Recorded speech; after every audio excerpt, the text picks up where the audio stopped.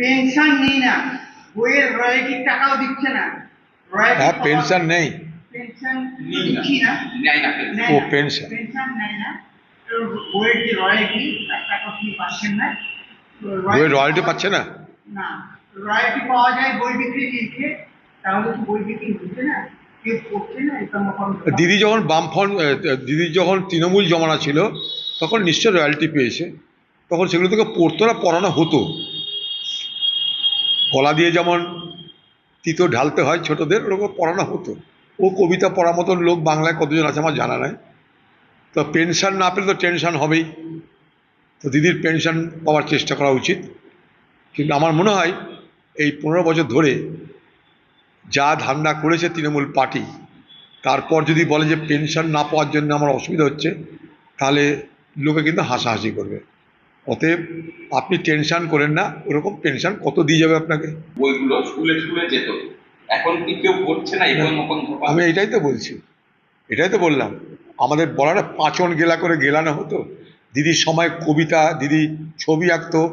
যারা চোর, জোচ্চোর, চিটার, যারা লুট করতো তারা সব সেই ছবি কিনতো। সারদা কাণ্ডের ঘটনার পর দেখেছি একটা ছবি কোটি টাকায় বিক্রি হচ্ছে। তো সেই সব জমানা দিদির চলে গেছে। এখন দিদির না ছবির দর আছে, না কবিতার দর আছে, না গল্পের দর আছে। দিদির দর চলে গেছে, কারণ ক্ষমতা চলে গেছে, তাই দর চলে গেছে। এখন পাচন গেলানোর মতন করে তো দিদির কবিতা, দিদির সাহিত্য, প্রবন্ধ পড়ার মতো লোকের জায়গা নেই বাংলায়, তাই এটা হচ্ছে।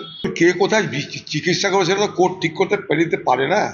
আমার এগুলো কত ফান্ডামেন্টাল প্রশ্ন। আমার স্বাধীনতা আছে, আমি কোথায় চিকিৎসা করাবো সেটা কোর্ট ঠিক করে দিতে পারে বলে আমার জানা নাই। আমি কোর্টকে সম্মান করে বলছি কথাটা। আমি যদি অ্যাফোর্ড করতে পারি, আমার যদি পয়সা থাকে, আমি যদি অ্যাফোর্ড করতে পারি, টাকা দিতে পারি, আমি, আর যদি ব্যবস্থা থাকে, সুযোগ থাকে, আমি চাটা গিয়েও দেখাতে পারি, অসুবিধা কী আছে? আমার কাছে একটু অদ্ভুত লাগছে ব্যাপারগুলো।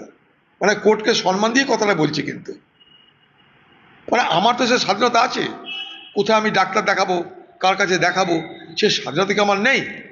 দেশে দেখাবো না বিদেশে দেখাবো, সেই স্বাধীনতা কি নেই? এই ডাক্তার দেখাবো না সেই ডাক্তার দেখাবো, সেই স্বাধীনতা কি নেই? এই বাংলায় স্বাস্থ্য ব্যবস্থা ভেঙে পড়েছে, আজ থেকে নয়। স্বাস্থ্য ব্যবস্থা ভেঙে পড়ার কারণে এই বাংলার মানুষ চিকিৎসার জন্য সবাই দক্ষিণ ভারতে যায়। খোঁজ দেখুন আপনারা, জমি জায়গা সোনা দানা বিক্রি করে সব দক্ষিণ ভারতে যায়। জিজ্ঞেস করো, ব্যাঙ্গালোর যাবে, হায়দ্রাবাদ যাবে, ম্যাড্রাস যাবে, বোম্বে যাবে, কেন?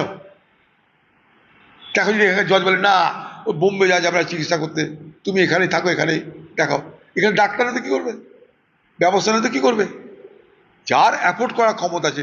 এখন তৃণমূলের খোকা বাবুল, তার তো পয়সা কোনো অভাব নাই, তার পয়সা কোনো অভাব নাই। সে নিজে আমেরিকা যেতে পারে, আবার আমেরিকা থেকে ডাক্তারকে ভাড়া করেও নিয়ে আসতে পারে, তার তো সবই আছে। সে যা করে করবে, কোর্ট যা করে করবে, আমাদের বলার কি আছে?